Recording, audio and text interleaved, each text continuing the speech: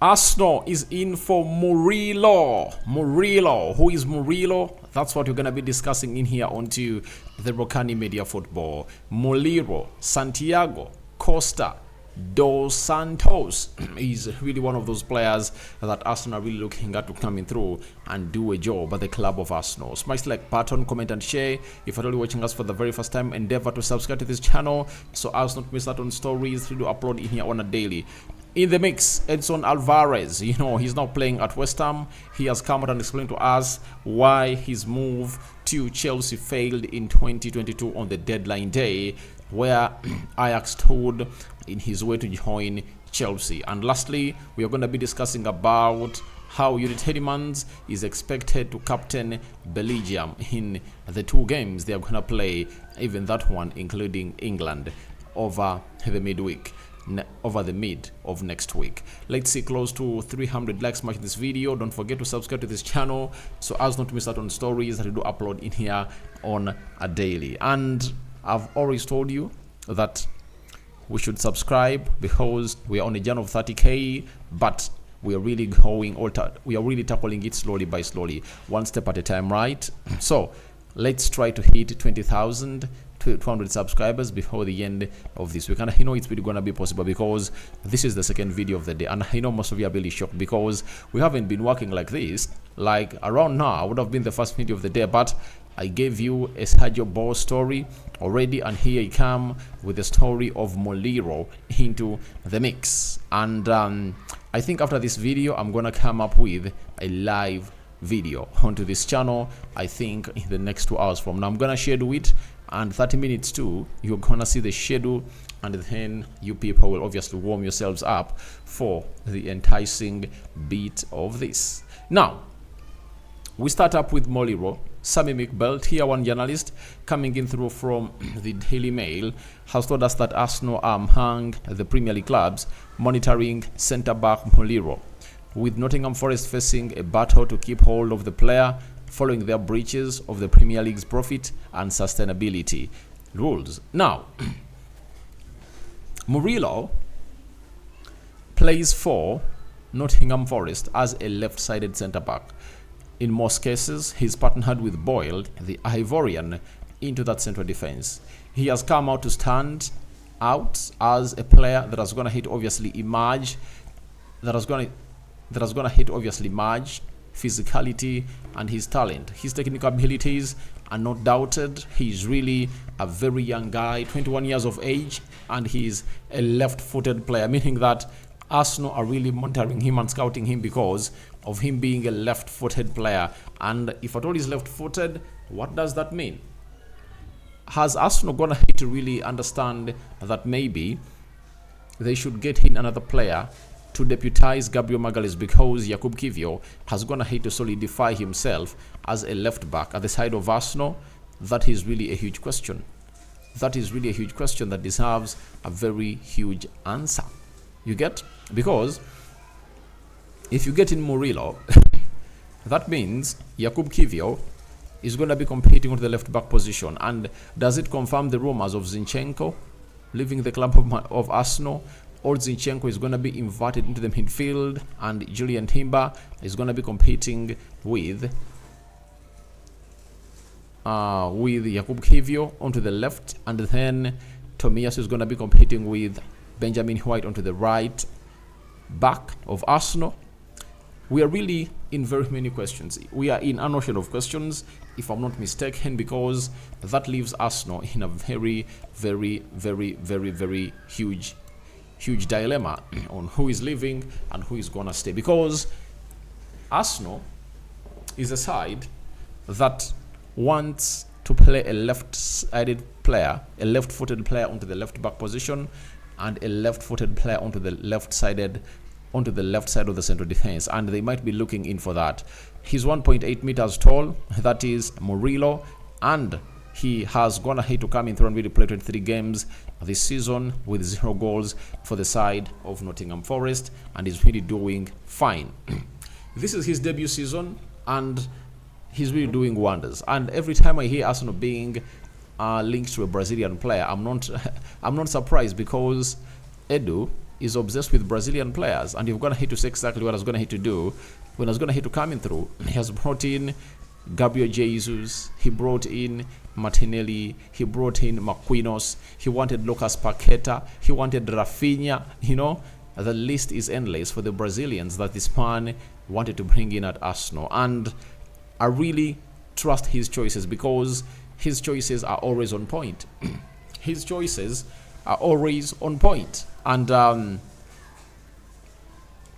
he has never gone ahead to misfire. The price value of this left-sided centre-back, 25 million euros by the transfer market. But I think they can go for more. They can go for more.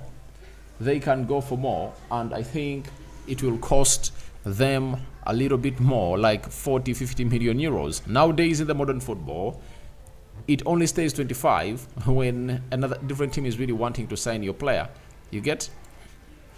But if at all, it's Arsenal, Man United, Liverpool, Chelsea, Man City, Tottenham Hotspur, these teams will always call in for some huge amount of money. And trust me, the price will obviously has to skyrocket because it's not only Arsenal interested in this player, even Chelsea is interested in Murillo. And I think even other top teams are going to line up for this lad because he's really a quality player.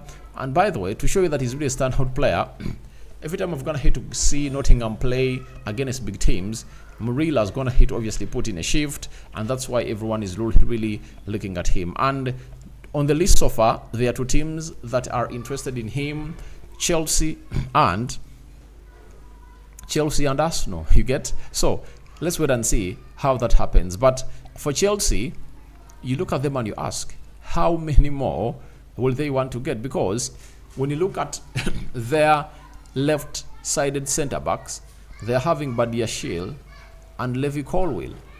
You understand? I understand that Badiashile has been affected by injuries, this season. But I think he's going to come in through and really settle in very well. Is it that Pochettino is not convinced with the services of Badiashile and he needs to obviously get in another player to compete with Levi Colwill? Or he wants to play Levi Colwill as a left back and play Murillo as a left-sided centre-back? All those are questions to really be asked in here. So we wait and see how that pans out, but it's never a lie that a team is monitoring a player. There is a difference between monitoring a player, and going in for the player. It's not that Arsenal has gone ahead obviously go in for the player. They are monitoring him and they would love to see to it that they obviously sign him if at all he reaches or proves the criteria of Arsenal. This confirms to us that Arsenal are still in need of another defender in their game, because on the Saliba side, they're having two other players that can fit in there very well.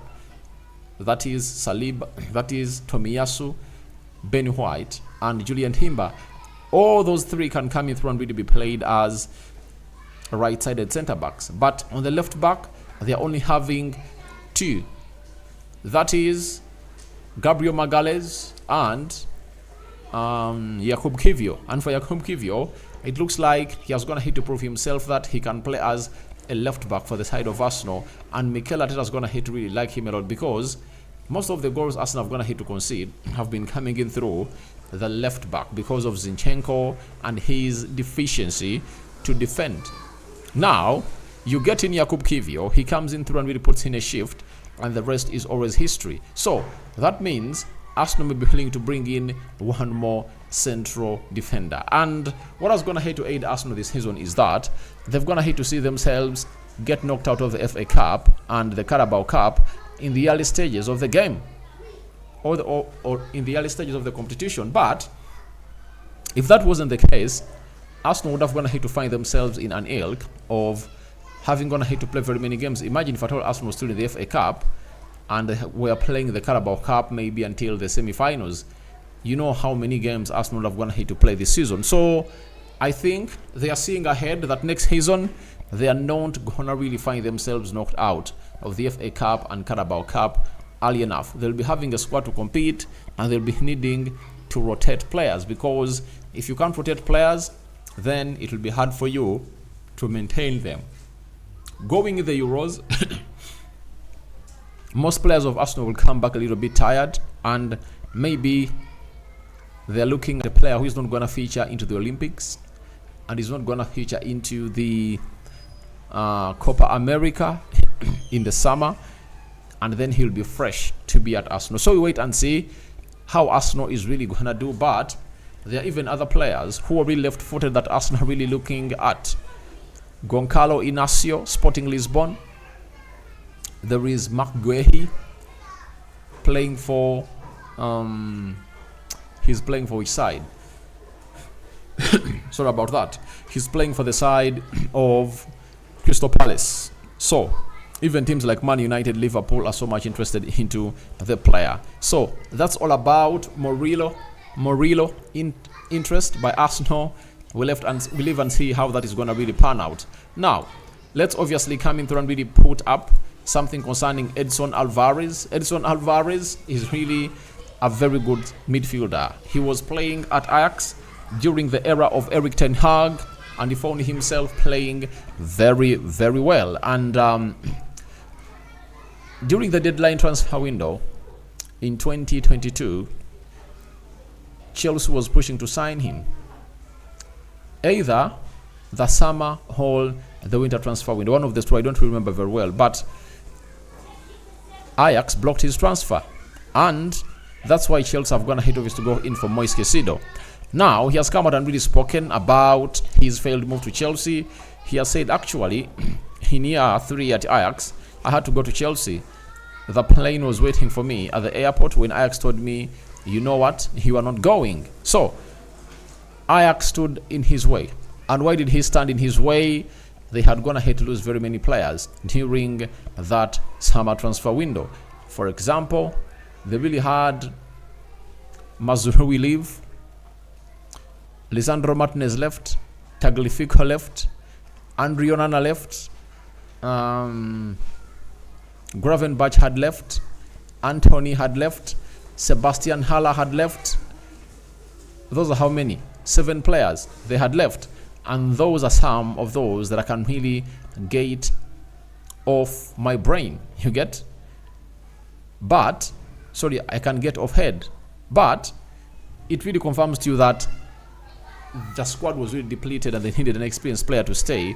That's why making his transfer to West Ham, who was made in the recently concluded summer, because they are really okay with him leaving and they had gone ahead to get replacements. I saw Ajax play against Aston Villa. They're really having some good players that are really exciting. There is even a young left back, a young left-sided centre back that Arsenal is really looking at and monitoring to get in at the club of Arsenal. So we wait and see how that really goes on. But he's at West Ham. He has gone ahead to settle in very well, and everyone who wants to see how good he is, check out West Ham. And it's one of those teams that has gone ahead to shock teams this time. They beat Man United 2-0 at the London Stadium. They beat Arsenal at the Emirates 2-0. So they are one of the bogey sides, and they're really 7th, I think, onto the Premier League table, and they're trying to put in a shift to obviously qualify for the Euros. They also went ahead to qualify to play into the quarterfinals of the UEFA Europa League, and having gone ahead to win the Conference League last season, David Moyes is pushing hard to find himself playing into the finals of the UEFA Europa League, and you never know, he might really lift one of those. So that is Edson Alvarez for you, playing the midfield alongside Shushek and Ward-Prowse, into the mix. So that is it for Edson Alvarez, and he's really explaining to us as to why there is something that really failed him when he was really just hours away from joining the side of Chelsea. Lastly, with Kevin De Bruyne, Romelu Lukaku, and Thomas Courtois, and Yannick Carrasco out injured, and Joan van der Ven potentially being rested, Yuri Tielemans could captain Belgium against Ireland. Now, today games are going to start, and we're going to be really seeing your respective players play into the international friendlies and the playoffs for the Euros in there. Now, all what is needed right now is simple. Tielemans, right, to captain the side of Belgium. They're really having some huge injuries. Kevin De Bruyne, Romelu Lukaku, and Thibaut Courtois, and Yannick Carrasco. 4 of the spine of their team is out, and they've decided to really give Yuri Tielemans to captain the side of Belgium as they take on Ireland. And I think when they're playing against England, that is mid next week, then we'll see a lot of other players coming in through to do the needful. Now, I call upon for your reactions into the comment section below. Arsenal monitoring Murillo for Nottingham Forest. What do you make about him? Have you watched a lot about him? Do you find him a very good player to add in the side of Arsenal? In the comment section below. What do you make about Edson Alvarez vocalizing onto his failed move to Chelsea?